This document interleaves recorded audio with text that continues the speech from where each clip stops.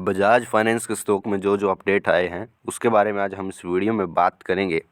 देखिए, कंपनी के स्टॉक में आपको लगातार एक अच्छी गिरावट देखने को मिल रही है। लगभग 7800 रुपये के आसपास से स्टॉक में, वैसे तो स्टॉक ने 8050 रुपये के आसपास का अपना एक हाई टच किया था, पर उसके बावजूद कंपनी के जो हाल ही में जो अपना हाई लगाया था एक साल पहले, तो उसमें 7800 के आसपास का वो हाई था। तो देखिए, कंपनी के स्टॉक में आपको लगातार एक गिरावट देखने को मिल रही है। अब काफ़ी सारे निवेशक परेशान हैं कि क्या बजाज फाइनेंस की जो स्टोरी है वो अब क्या ख़त्म हो चुकी है या नहीं, क्या अब बजाज फाइनेंस आगे इतना ज़्यादा प्रॉफिट नहीं कर कर पाएगा या नहीं। देखिए, मैं आपको मैं आपको स्टैट बताना चाहूँगा। एक स्टैट बहुत अच्छा है, वो मैं आपको वीडियो के लास्ट में बताऊँगा। ये आपकी सारी चिंताओं को दूर कर देगा। ये स्टैट आप ज़रूर सुन के जाइएगा। ये सरप्राइज़ है और मैं खुद सरप्राइज़ हो चुका था जब मुझे स्टैट स्टैट पता लगा था बजाज फाइनेंस के बारे में। उससे पहले देखिए, कंपनी ने हाल ही में अपने रिज़ल्ट को अनाउंस किया, उसके बारे में भी हम डिस्कस करेंगे। तो यहाँ पर आप देख सकते हैं, नए साल 1 जनवरी से 1 महीने में ही स्टॉक ने लगभग 13% के आसपास की यहाँ पर गिरावट नज़र आई है। अब काफ़ी सारे लॉन्ग टर्म निवेशक भी परेशान हैं कि इस स्टॉक में गिरावट क्यों हो रही है, क्योंकि हमेशा आप जब भी किसी हाई ग्रोथ स्टॉक में इन्वेस्ट करते हैं तो आपको लगता है कि जहाँ से मैंने स्टॉक खरीदा वहीं से वो दोगुना होना चाहिए। ये जहाँ से मैंने स्टॉक खरीदा है वहीं से वो स्टॉक धीरे धीरे बढ़ना शुरू हो जाना चाहिए। देखिए, आपने स्टॉक को खरीदा है तो इसके बारे में सिर्फ आपको पता है, पूरी मार्केट को नहीं पता कि अब इस नामक व्यक्ति ने इस स्टॉक को खरीद लिया, तो चलिए अब स्टॉक को ऊपर ले जाना शुरू करते हैं। और आप ये मत कभी सोचिएगा कि जब मैं स्टॉक को खरीदता हूँ कि मैंने हैप्पी न्यू ईयर पे स्टॉक को खरीदा था, करेक्शन अच्छी खासी थी, 6500 रुपये के आसपास के स्तर से स्टॉक दोबारा से 13% गिर गया, मेरे साथ ही ऐसा क्यों होता है। देखिए, स्टॉक मार्केट है, ये सिर्फ और सिर्फ इमोशन पे नहीं है, एक प्रैक्टिकल बेस्ड थ्योरी पर चलता है। यहाँ पर इमोशन शॉर्ट टर्म के लिए हावी हो सकते हैं, पर लॉन्ग टर्म में यहाँ पर आपको प्रॉफिट ही जनरेट करना पड़ेगा। और बजाज फाइनेंस में अब काफ़ी सारी जो यहाँ पर आप कह सकते हैं जो रिपोर्ट्स हैं वो ये कह रहे हैं कि इसका जो आप कह सकते हैं जो अब ये फिनिश हो चुका है, इसमें फिनिश नहीं कि जो इसकी ग्रोथ में मेंटेन करता था वो अब ग्रोथ अब आपको मेंटेन होती हुई नज़र नहीं आएगी। ऐसा काफ़ी सारी रिपोर्ट्स का यहाँ पर मानना है।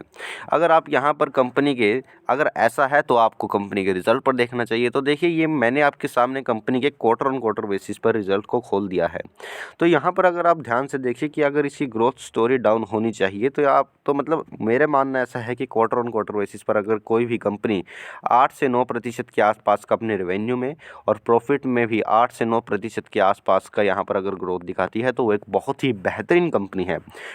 किसी भी कंपनी में हर साल 25% के आसपास से उसका रेवेन्यू, उसके आप कह सकते हैं उसका प्रॉफिट ग्रो होना चाहिए, तब वो उस कंपनी आने वाले वक्त में मल्टी बैगर साबित होती है।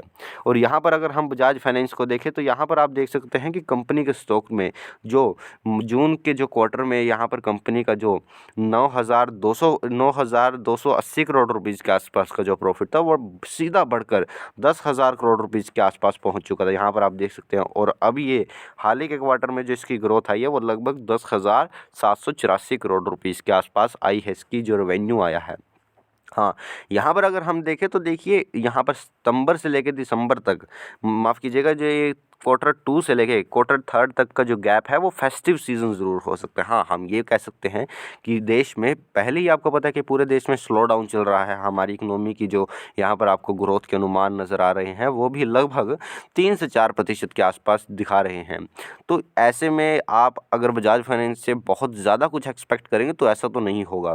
हाँ, मैं अब मान सकता हूँ कि थोड़ा-सा यहाँ पर आपको स्लो डाउन ज़रूर देखने को मिला है कंपनी के रिज़ल्ट में, पर ऐसा नहीं है कि इसकी स्टोरी फिनिश हो चुकी है। क्योंकि एक अच्छी कंपनी के अगर एक बैड रिज़ल्ट आते हैं तो आप ये मानिए कि उस कंपनी में वो एक मुनाफ़ा कमाने का, यहाँ पर आप कह सकते हैं मुनाफ़ा कमाने का वो एक अवसर है। क्योंकि उस वक्त आपको स्टॉक को खरीदना चाहिए कि जब एक अच्छी कंपनी का यहाँ पर बैड रिज़ल्ट आते हैं, वो एक अपॉर्चुनिटी के रूप में आपको देखना चाहिए। अगर कंपनी के हम सीधा प्रॉफिट के बारे में बात करें तो यहाँ पर आप देख सकते हैं कि कंपनी का जो प्रॉफिट है वो लगभग यहाँ पर आप देख सकते हैं, माफ़ कीजिए दोस्तों, यहाँ पर आप देख सकते हैं 2780 करोड़ से बढ़कर लगभग 3000 करोड़ से 30 करोड़ के कम के आसपास है। मतलब 2,900 973 करोड़ रुपीज़ के आसपास का यहाँ पर कंपनी में प्रॉफिट आया है।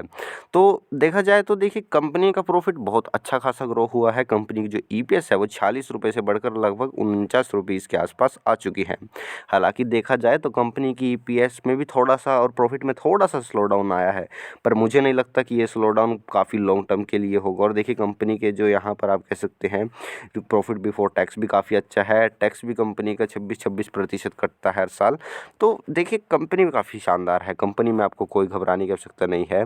और अगर हम सालाना साल दर पर देखें तो यहाँ पर आप देख सकते हैं कि हर साल कंपनी ने अच्छी ग्रोथ अपने रेवेन्यू में दर्ज की है। ये देख सकते हैं आप 26 मात्र 2 सालों में कंपनी का जो रेवेन्यू है 10,000 करोड़ रुपीज़ के आसपास इंक्रीज़ किया है। ये एक छोटी मोटा नंबर नहीं है गाइज़। और अगर आप यहाँ पर प्रॉफिट में देखें तो पिछले 2 साल में कंपनी का प्रॉफिट 4,420 करोड़ से बढ़कर लगभग आप कह सकते हैं कि 10,700 करोड़ रुपीज़ के आसपास पहुँच चुका है। तो ये एक मल्टीबैगर कंपनी ही आपको ऐसा ऐसा आप कह सकते हैं ऐसा आप मल्टीबैगर स्टॉक ही आपको इस तरह के जो प्रॉफिट है वो दिखा सकते हो। और कंपनी की ईपीएस देखिए 170 रुपये के आसपास कंपनी की ईपीएस है और कंपनी का जो प्राइस है वो लगभग 56 रुपये के आसपास है, 5600 के आसपास है। तो मुझे ऐसा लगता है कि कंपनी के स्टॉक में आपको अभी होल्ड करना चाहिए। और आपको एक स्टैट मैं आपको बताता हूँ कि कंपनी के स्टॉक को आपको होल्ड भी क्यों करना चाहिए। देखिए कंपनी के स्टॉक को आपको होल्ड इसलिए करना चाहिए क्योंकि हर साल पिछले 10 साल से देखा गया है कि हर साल इस स्टॉक में लगभग 25% के आसपास की अपने हाई से आपको एक गिरावट देखने को मिलती है। पर उसी के अगले साल आपको इस स्टॉक में एक नया हाई भी लगता हुआ नज़र आता है। हर 2 साल में ये स्टॉक अपना एक नया हाई लगाता हुआ हमेशा से नज़र आया है। और जब जब निवेशकों को पिछले 20 साल से जब जब निवेशकों को लगा है कि बजाज फाइनेंस की स्टोरी ख़त्म हो चुकी है, तभी स्टॉक ने एक मल्टी बैगर उसी के बाद स्टॉक ने मल्टी बैगर रिटर्न आपको बनाकर दिए हैं। इसलिए स्टॉक को होल्ड रखिए। आपको अपने फाइनेंशियल एडवाइज़र से एक बार आप पूछ लीजिएगा कि आपको स्टॉक में क्या करना चाहिए। ओवरऑल कंपनी काफ़ी शानदार है, आपको आने वाले वक्त में एक अच्छे नतीजे और अच्छा रिटर्न दे सकती है। अगर अब तक आपने हमारे channel stock market with profit को सब्सक्राइब नहीं किया है तो इसे ज़रूर सब्सक्राइब कीजिए। आपको इसी तरह की अच्छी अच्छी वीडियो हमारे चैनल पर मिल सकेंगी। आप कमेंट में लिख सकते हैं कि आपको ये वीडियो कैसी लगी है। धन्यवाद गाइज़।